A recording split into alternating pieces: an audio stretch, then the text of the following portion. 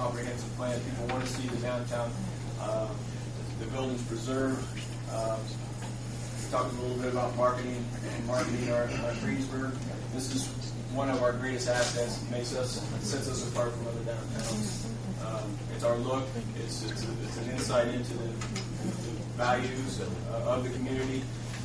It's our face, and the idea behind the whole process was to preserve that face and enhance it, and to help coordinate it to protect it for the future. Well, I will pass out this as well. Originally, Main Street came, we were on the city back then. Main Street came before the city council back when you guys were still meeting in the courthouse, actually. And there's methods of madness. It's not just historical preservation, but it's also economic development. Through establishing the local historic ordinance, it does qualify us to, if you guys so desire, to establish what's called an economic development target area, where, in a nutshell, any sort of improvements on buildings that lead to an increase in after the reassessment of the building, that reassessment, any increase in the assessment can be deducted for up to 10 years and can be phased in. It's just another thing that's a benefit of having a local historic ordinance established. We're privy to those kinds of incentives to increase investment in the downtown or whatever district established.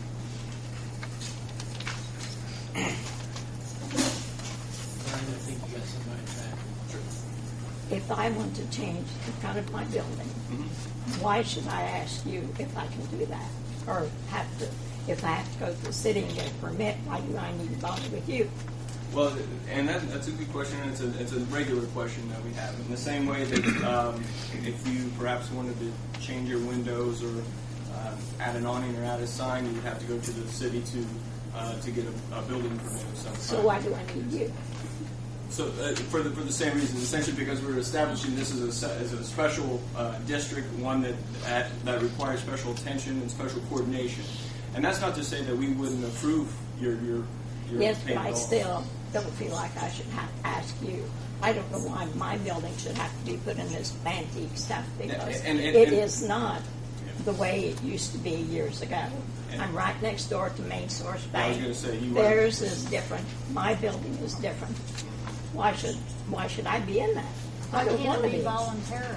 You know, whoever wants to be in it, why can't they be in it? Well, because if you have pepper, then it kind of defeats the purpose. If you have someone who abides by the rules and such, and the person next to them don't, it not only reflects on that person's property, but also reflects on the entire district. I have kept that property up for 34 years.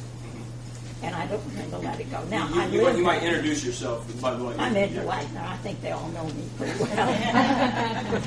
I've been here before, and I still don't want to be in that, and I think it's foolish. I don't like the idea. I don't like to be told what I can do with my building, which what you're trying to do. I mean, if I want to change the front, I have to ask you. Yeah. I'm not with that. Yeah. And as far as I'm concerned, you put red up there on me, and I don't care what the rest of them do. If the Daily News doesn't have to be in it, why should I? Or that other thing, the doctor's office. The doctor's office. Okay, I don't need to be in there. Unique architecture. And and for those who know, you said as you said you're in between the KP building and the Main Source Bank. That's right. That's your location. And that you have an older building, but you're right. The front facade but has the front been has been changed. taken off years ago before I ever bought it. And there's all kind of ordinances anyway, I believe, that you have to keep your property up, or the city can Well, come in. I don't believe the city actually has a minimum maintenance ordinance. Well, no, but if I want to change it, I have to talk to the city. Yeah, in some cases, how right. that- Right. And this would be along those same lines. Like Yes, but I still don't think I need to do that. I don't feel like it's necessary. Yeah. Well, it's a very simple. We try to make it as simple as possible. It's free. There's no cost, whereas with permits there is added cost. So. Well, yeah.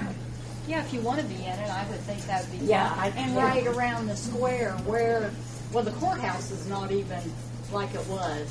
I mean, the courthouse isn't the old beautiful building. And that's a good point. Is actually, you know, the courthouse, the addition to the courthouse actually would pass the commission. There's no there are ways you can do that to where you're not. And actually, the courthouse is an excellent, even on a statewide example of how you can add to a historic building and make it match somewhat to the historic building without changing the historic building. One of the key Well, that things doesn't look anything like it looks. the key It was doesn't the key match thing that they did there was that they put, and we can go into big detail, but essentially they kept the original. If you walk inside the courthouse, they Yeah. kept the original outside of the building, and that can be well within the restrictions of the. They did that to the the Department of Interior Secretary standard, so that qualifies. Well, it should be voluntarily, I would think. But what does it profit the town? I mean, I don't see. Actually, there have been studies, and I can share them with you on how building values have raised in a local historic district. Usually, generally, they are increased. Also, just the general, again, it's the look and it's the preservation of the architecture that makes this special. The look, and again, if we have one person volunteer and one not volunteer, then you have these gap teeth in there. Well, that doesn't hurt. Makes no difference. Well, what if they submit they submit this or permit, they want to make these changes, you said these are guidelines and they don't fall within your guidelines. It's not an ordinance, so I mean, Yeah. what's the enforcement? Well, it's required for the like. What do you mean? Let's say See, they there's want to a make requirement always. What's the enforcement? Right. Let's say they want to make some changes to the facade that aren't within the guidelines. So now, I think we would have to take that on a case-by-case basis, just depending on what they brought to us. And I'll be the first to admit, we've been at this for 4 years, but we've not actually had someone come to us, which is why the design guidelines are guidelines. Because, you know, we fully expect to get into there and find out, oh, this doesn't work the way it's written, it needs to be changed. But I think I can speak for the commission that we're not going to be sitting here going, oh, well, they didn't cross their T here, I'm sorry. I think our role is to work as much as possible with the owner of the building to get it so that whatever they're presenting to us will not, how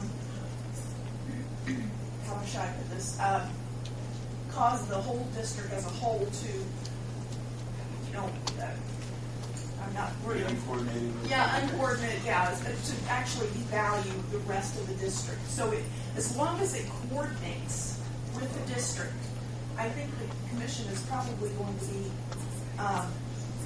very willing to work with the community.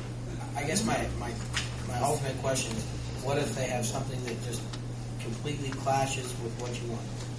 If it's completely against your guidelines and you just don't want to approve it. Is it still just a guideline, or is it enforceable that they can't make that modification or that change? For the local historic district, if it falls under something that the guidelines cover, then they require to have a certificate of appropriate.